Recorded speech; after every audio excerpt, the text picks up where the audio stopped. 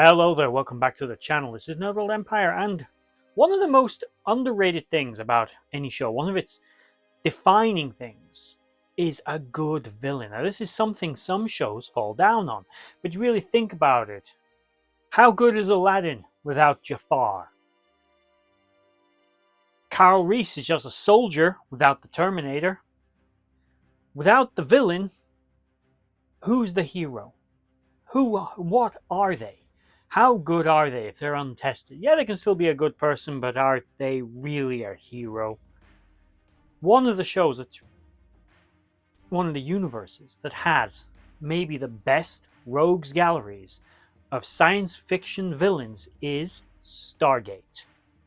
SG-1, Atlantis, and we'll throw Universe in there as well just because I didn't want to leave them out, so I actually picked someone from that as well. So this is a list of the 10 best villains, in my opinion, in Stargate. Feel free to let me know in the comment section below a villain that I have missed, someone or something that you feel was as good, if not better. This list, by the way, is in no particular order. It's not in like my favorite to my least favorite. I quite frankly can't pick a favorite. But there we go. Let's get into it. At number 10, we have got Ball, played by the late and amazing Cliff Simon. Ball was a Goa'uld. Now, the Goa'uld, for context, if you've not seen this, spoilers I suppose, were a serpentine parasitical species that will bore their way into a host. They then take over the host, and the host body gains certain advantages like strength, fast healing, long life, but unfortunately they're basically a meat puppet for the symbiote. Ball was what we knew as a system lord, and the system lords were the rulers of the Goa'uld. They were like little despotic kings. All of them more or less answered to Ra, and when he died, it created a power vacuum, one that Ball would eventually seek to fill. Considered even by the other Goa'uld to be a sore loser, a particularly vicious and potentially dangerous and even dishonorable individual by some Goa'ulds, Ball would prove to be possibly one of the most manipulative, successful, thoughtful, intelligent of all the Goa'uld system lords that we would encounter. Throughout the various encounters with Ball via the SG-1 team and others, he would do everything from demonstrate his extensive scientific and mathematical knowledge, his knowledge of ancient technology, his knowledge generally of gravity-based technologies. He would also extensively clone himself in order to increase his chances of survival, and he would even find ways to work with the Jafar in an alternate timeline, promising them freedom in exchange for, nothing really. But basically, Ball was awesome. Next, we've got Todd, played by the amazing Christopher Heyerdahl, who would actually play multiple characters in Stargate Atlantis. Todd, of course, was a Wraith. Now, the Wraith don't have names. The reason he's called Todd is because humans didn't seem to be able to identify with the Wraith unless we gave them little pet names. So Colonel Shepard gave him the nickname Todd, one he sort of just kind of accepted. As far as we know, the Wraith don't actually have any names of their own. They're never identified by name in any particular scene. Todd, though strictly speaking not purely a villain, was by no means a good guy. He, of course, was a Wraith, but Wraith feed on humans, which makes him inherently our enemy. But as a sentient being, the Wraith, as Dr. McKay would put out, they're not like the Goa'uld. They don't want to rule us. They don't want to inherently destroy us or weaken us or conquer us. We are their food. They don't maliciously mean us harm. They need us to survive. And that's why they feed on us. And that's why they kill us. Now, no one's liking it, especially from our side of the equation, but it is what it is. The Wraith are predatory humanoid species that feed on humans. With that in mind, Todd was one of the more approachable of the Wraith, certainly very intelligent, a leader amongst his kind. First encountered as a prisoner of the Janai, he would later prove to be a valuable ally, if a shaky foundational one, generally with the Atlantis expedition. Even willing to embrace change in the Wraith culture to maybe increase their chances of survival and remove their dependency upon humans as food. Next, speaking of the Janai, we've got Augustus Kolya, Now, the Janai are complicated. They're actually a race of humans, but living in the Pegasus galaxy with the ever-present threat of the Wraith has made the Janai somewhat belligerent and aggressive. And looking at things from their point of view, there's no reason they should just accept humans from Earth, the Tauri, coming along and taking over the city of the ancestors. They had just as much claim to it as anybody. The problem with the Janai was they were stupidly naive in how they could use the technology to fight the Wraith, thinking they could destroy the Wraith with a few nukes. If you think that was possible, the ancients wouldn't have done it. The Janai, though, were a race of survivors, and Kolya was one of their most gifted military and political leaders. He would attempt to overthrow the government eventually of his people and will be a continuous thorn again in the side of the Atlantis expedition, at one time even managing to infiltrate the Atlantis base and take over the city. Although eventually he was defeated, on numerous occasions he demonstrated that he was a ruthless and vicious soldier and not to be underestimated. Next, we have another Goa'uld, Anubis. A sort of ally of Baal, Anubis was a complicated Goa'uld, one of only a handful of system lords who have been expelled from the Goa'uld Empire. Again, leaning into this whole idea that there is basically one High King, and the Goa'uld are kind of feudalistic. Now, Anubis was guilty of crimes that were so serious that the Goa'uld considered him, well, evil. And considering the Goa'uld are pretty malevolent, vicious people, for them to consider something bad, it must have been pretty damn bad. Similar to Sokar, he was kicked out of the Goa'uld for these crimes, but Anubis was considered the worst of the worst. Anubis, however, learned somehow to ascend. Now, ascension normally requires a lot of inner peace, but with a little bit of help from an external source like Oma Desala, an existing ascended being, you can manage it, even if you're not generally at peace. Now, somehow Anubis figured it out and managed to hide his true nature from Oma. Whether she didn't know he was a Goa'uld and she thought she was dealing with a human, or she really believed that this Goa'uld was a good person, she helped him ascend. But once he was ascended, he gained access to knowledge and power that he had never known. When the others realized what Oma had done, as punishment to Oma Desala, they forced Anubis back down to a semi-corporeal state. He was no longer fully ascended, but he was not flesh and blood either. He had to exist inside of robes containing his energy inside of a force field, and later living as a parasite like other Goa'ulds, jumping from host to host. But unlike a true Goa'uld parasite, he couldn't really survive. The host couldn't survive him taking over their bodies and would continuously need to take new hosts all the time. Anubis was also, like many Goa'ulds, genius, a megalomaniac, and utterly insane. Even Baal realized it when one day standing before Anubis, and Anubis was talking about the grand design of the galaxy, and Baal's like, what grand design? Because the Goa'uld know they're not gods. But not Anubis, he actually thought he was a god. Of course, Anubis was pretty much crazy. He was insane, forcing the other Goa'uld to unite against him, which was something not easily done, even though his territory was small. With the knowledge he had gained from being ascended, he was able to enhance Goa'uld technology far beyond the level that it was currently at, and he was able to build weapons and technology and shields and defenses far beyond those that the other Goa'uld possessed, and was easily, especially without Ra being around anymore, able to overrun the Goa'uld. And very nearly came close to destroying all life in the galaxy and remaking it in his image. Mad. In at number 6, we have Apophis, another Goa'uld, the brother of Ra. We don't know if you know if he actually was. Basically, he was the god of night, the moon, and Ra, the sun god. All, of course, elements from ancient Egyptian mythology, and heavily manipulated and used by the Goa'uld to pose as gods. Now, Apophis was very egotistical. Nowhere near as powerful as Ra, but certainly a very skilled and competent system lord. But he was not the military tactician that other individual Goa'ulds were, like Lord Yu or Baal, relying more heavily on sheer brute force and will and destructive tactics.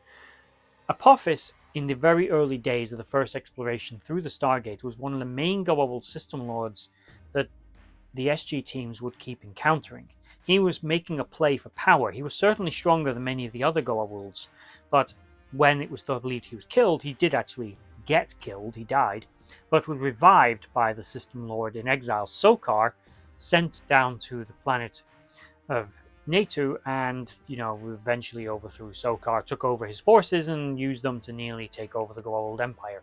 One of the main things that Tok'ra had always been against was a unified Goa'uld Empire. One of the things that kept the Goa'uld from basically overrunning absolutely everything was the fact that the Goa'uld spent most of their time actually worrying about other Goa'ulds. Yes, Ra effectively was the one who was overall in charge, but probably, I mean, we don't know enough about internal politics of the Goa'uld. It'd probably be safe to say that Ra's fleet and army on its own was probably a match for the majority of the other Goa'uld system lords combined, if not all of them. But that's a bit like how the United States of America is it's as powerful as several other nations combined, but it realistically couldn't take on the entire planet on its own.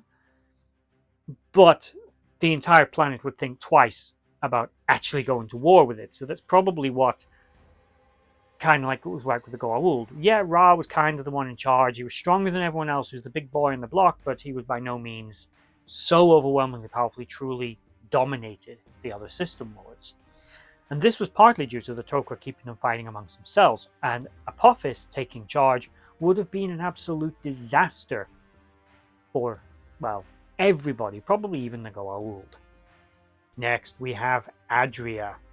Adria was a human born of the Ori. Now, the Ori were ancients, Alterrans, who were religious fanatics. Alterran civilization fragmented millions of years ago into two factions.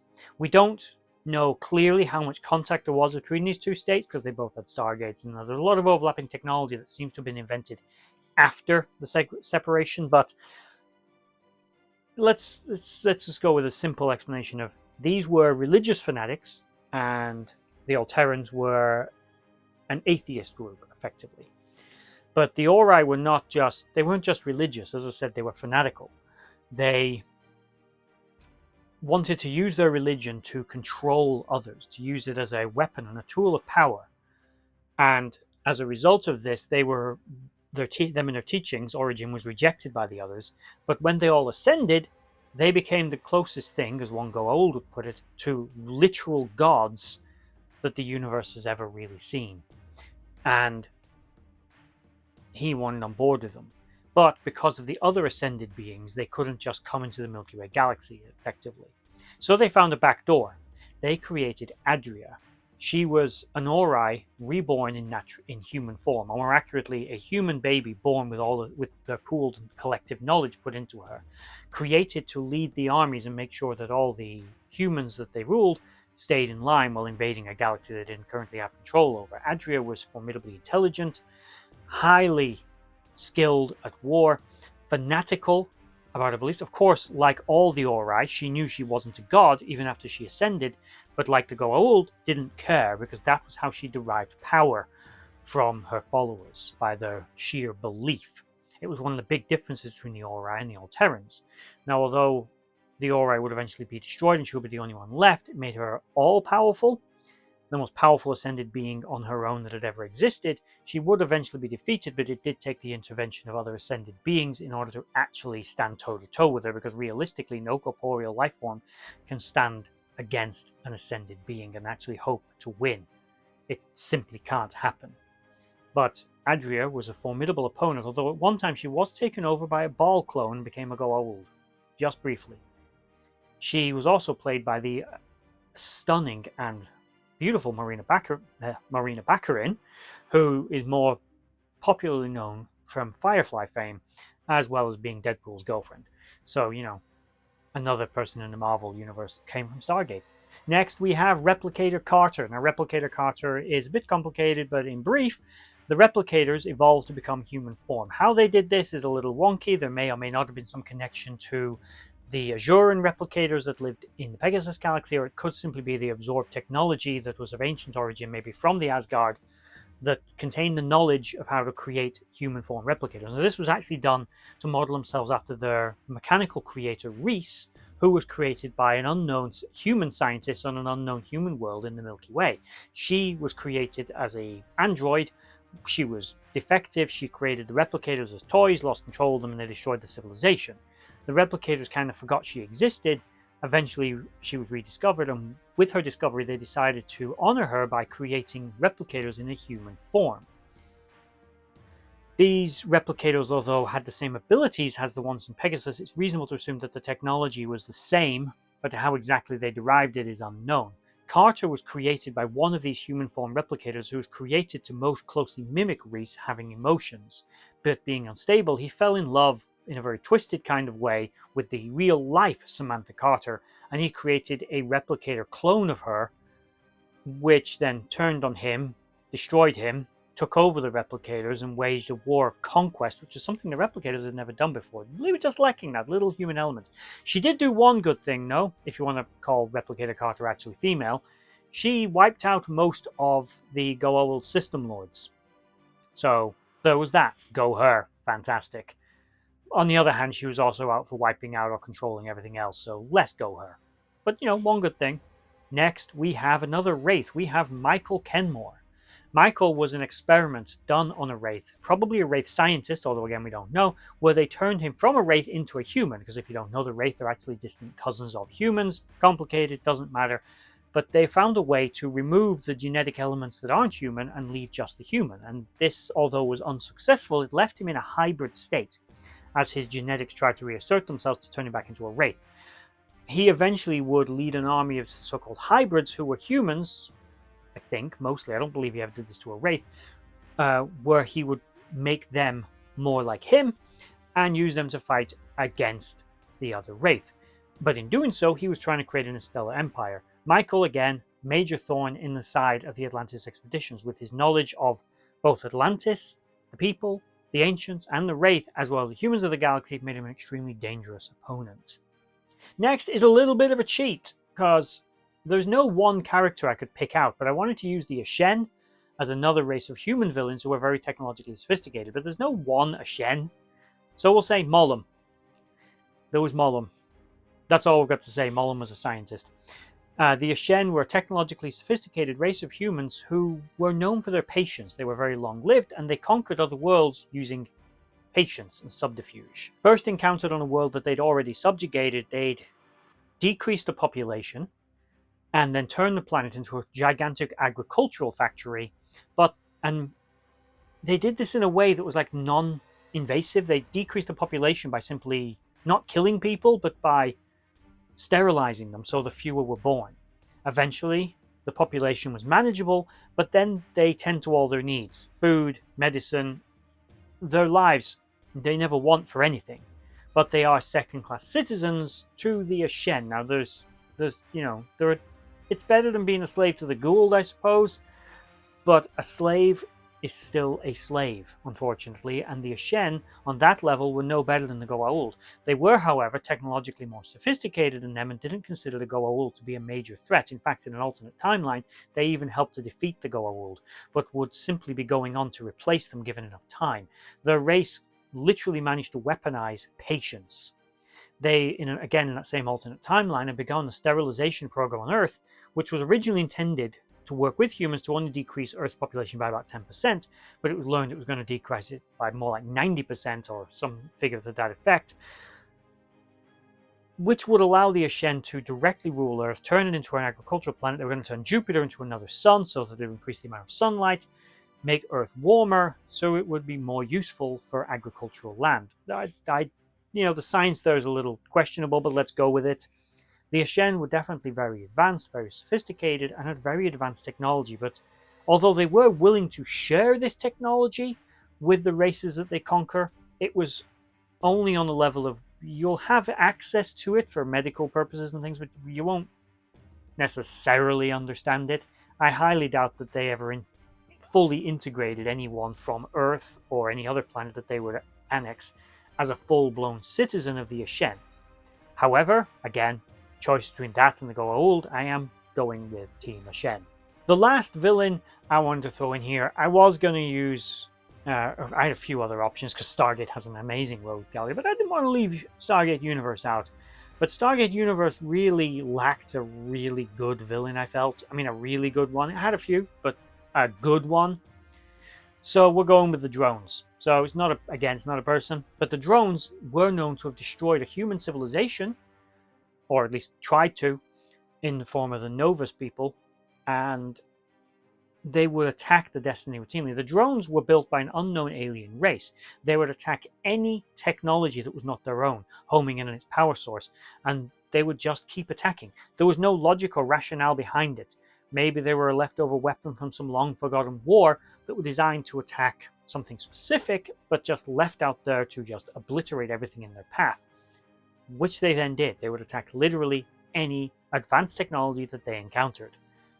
And that's it. That's my list of 10 of the best villains in what is one of the best rogues galleries in science fiction. Of course, again, there are many others, such as Senator Kinsey, who was an excellent villain, and as well as pretty much, I mean, I could have done this entire video just about the Goa'uld. With the exception of the Tok'ra, there are almost no examples of a trustworthy good Goa'uld. I mean, just being a Goa'uld means you are in a host body, which means you've already suppressed a person, you've already taken over them. Whether they're a human, an Unas, or something else, you are effectively enslaving a person. And there's no way around it. The Tok'ra, because they can't help it because of their biology. To be fair to the Goa'uld, again, they can't help it. It's the way they are. They are a symbiotic life form. They need to do it as well. So, I mean, they can survive out of the body, but they're a snake. They're not going to build an interstellar empire being a snake.